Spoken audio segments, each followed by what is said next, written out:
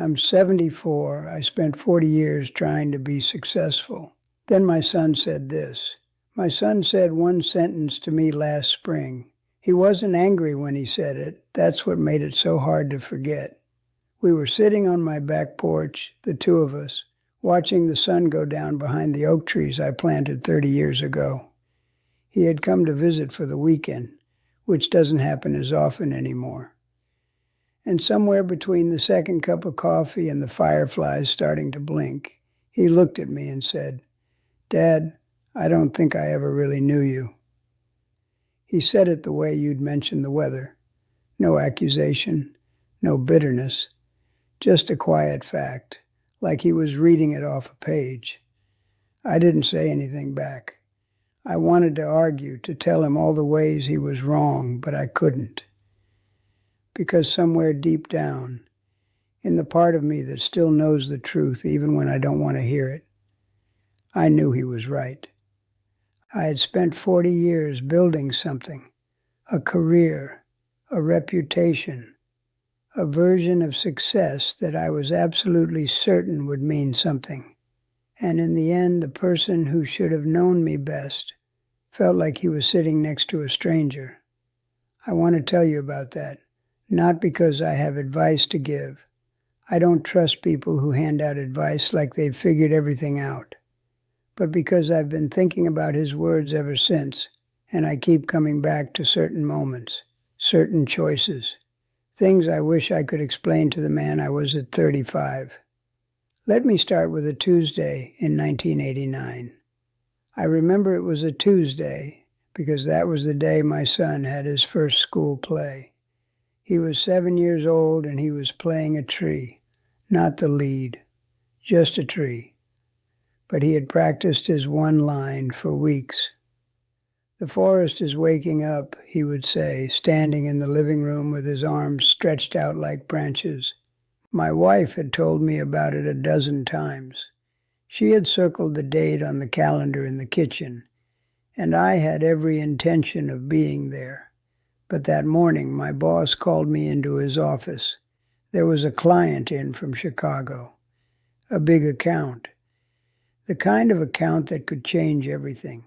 He needed someone to take the client to dinner, to close the deal, to show him we were serious. And he looked at me and said, "This is the moment, son. This is how you move up." I still remember the way he said it, like he was offering me a gift. I called my wife from the office. I told her something had come up. I told her I'd make it to the next one. She was quiet on the phone, not angry, just quiet. And then she said, "He's going to look for you in the audience." I went to the dinner anyway. I ordered the steak. I laughed at the client's jokes. I shook hands and talked about quarterly projections, and by 9 o'clock, the deal was done. I drove home that night feeling proud of myself. I remember thinking that this was what being a provider looked like. This was sacrifice. This was what good fathers did. They made the hard choices so their families could have better lives. I genuinely believed that. I believed it so deeply that I didn't even feel guilty. Not then. My boss clapped me on the back the next morning, told me I was going places. And I believed him. I believed that missing one school play was a small price to pay for the future I was building. What I didn't understand then is that there's no such thing as one school play. There's just a series of moments, each one ordinary on its own, and you don't realize they're adding up until they've already added up. My son never mentioned that night, not once. He didn't cry or throw a tantrum. He just stopped practicing his lines in the living room.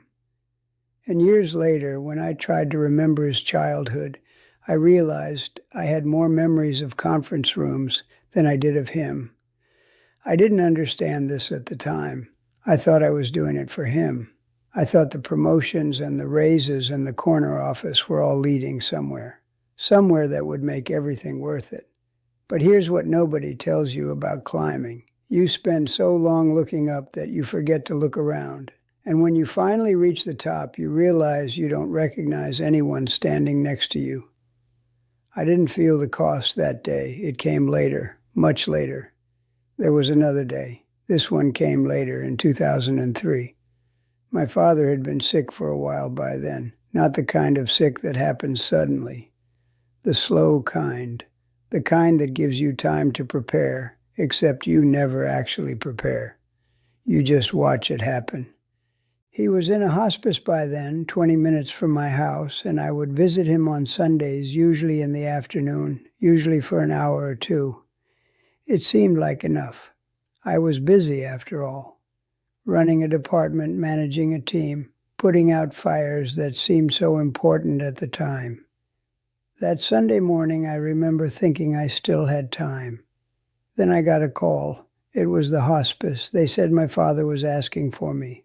Not in an emergency way, he just wanted to talk. I looked at my calendar.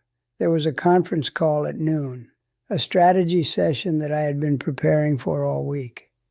I told myself I would visit him right after. I told myself one more day wouldn't matter. It did. The conference call went long. It always did. And by the time I got to the hospice, visiting hours were over.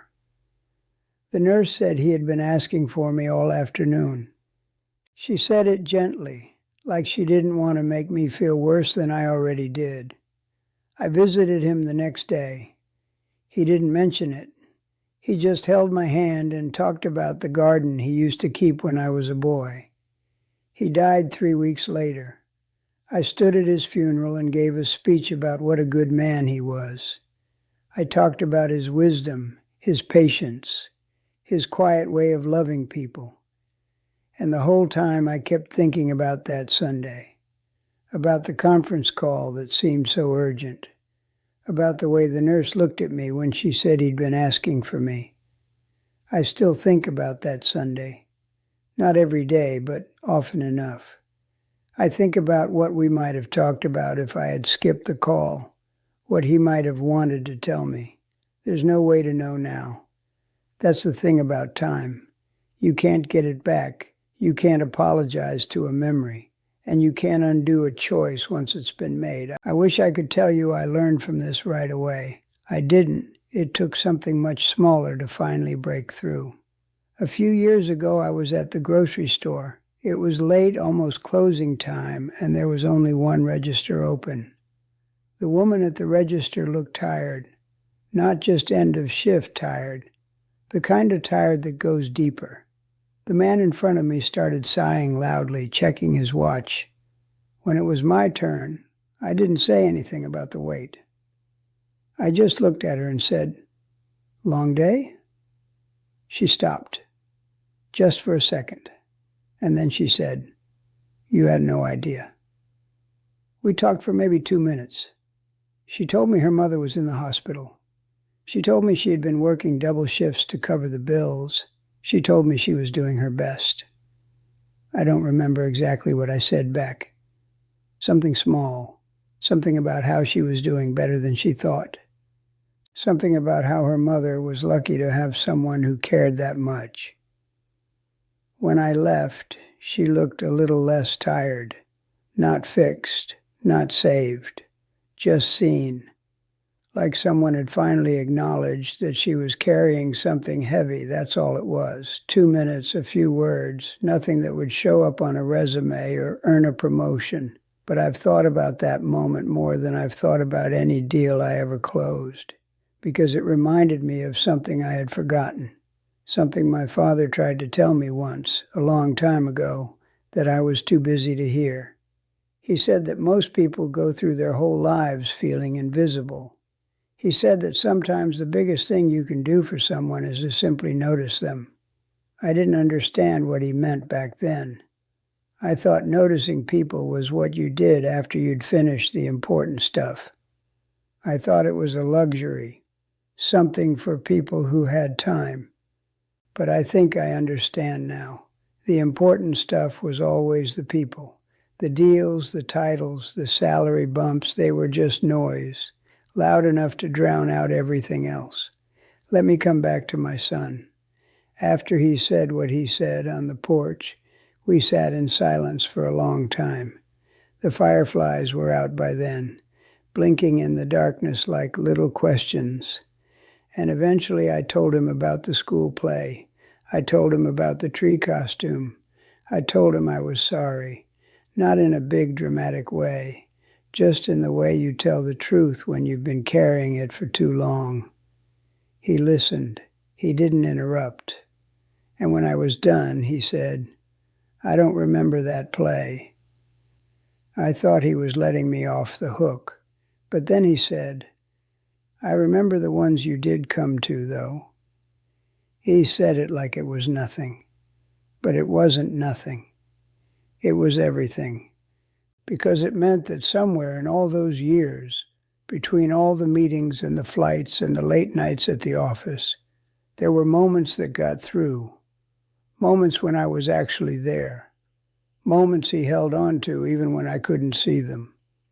I'm not telling you this to make myself feel better. I'm telling you because I spent so many years thinking about what I got wrong that I almost missed what I got right. And I think that's a kind of trap too. The guilt trap. The one where you punish yourself so thoroughly for the past that you can't see the present. My son and I talk more now. Not about anything important usually, just about the weather, his kids, the tomatoes I'm trying to grow that keep getting eaten by deer. But he calls, and I answer, and sometimes at the end of the call he says, "Thanks for picking up, Dad," like it's a small miracle. Maybe it is. I used to think success was about what you achieved, the goals you reached, the markers you hit. I built my whole life around that idea, 40 years of it. And I'm not saying it was all wasted. Some of it mattered. But the things that matter most don't fit on a trophy or a business card. They're smaller than that, quieter. A hand held in a hospice room. A tired cashier who felt seen for 2 minutes. A son who remembers the plays you showed up to. My father used to say that life isn't about what you accomplish. It's about who you were there for. I nodded when he said it. But I didn't really hear it. I was too busy accomplishing things. Now, at 74, I'm starting to understand. Not perfectly, not completely, but enough to know that I want to spend whatever time I have left actually being here. Not climbing, not achieving, just here. I still think about what my son said on the porch. "I don't think I ever really knew you." And I think maybe he's right. Maybe I didn't let him know me. I was too busy being the man I thought I was supposed to be. But the thing about getting older is that you start to care less about who you're supposed to be, and more about who you actually are.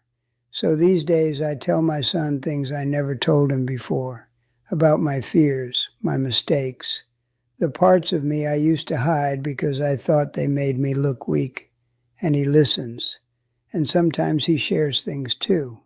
And slowly, conversation by conversation, he's starting to know me. Not the version I performed for 40 years, the real one, the one who missed school plays and skipped hospital visits and didn't understand what mattered until it almost didn't. That's the person I am, flawed, late to learning, still figuring it out, but at least honest now, at least trying. I don't know how much time I have left. Nobody does. That's the one thing age teaches you that you can't learn any other way. Time is not a resource you manage. It's a gift you either accept or ignore, and I ignored it for too long. But I know what I want to do with it now. I want to be present. I want to notice people. I want to answer the phone when my son calls, even if I'm in the middle of something. Because here's what 40 years of chasing success taught me. You're not what you achieve. You're who you were there for. And the best time to be there is always right now. I want to ask you something. Not a big question, just a small one. Who comes to mind when you think about time you didn't have? You don't have to answer out loud. Just sit with it for a moment. That's all.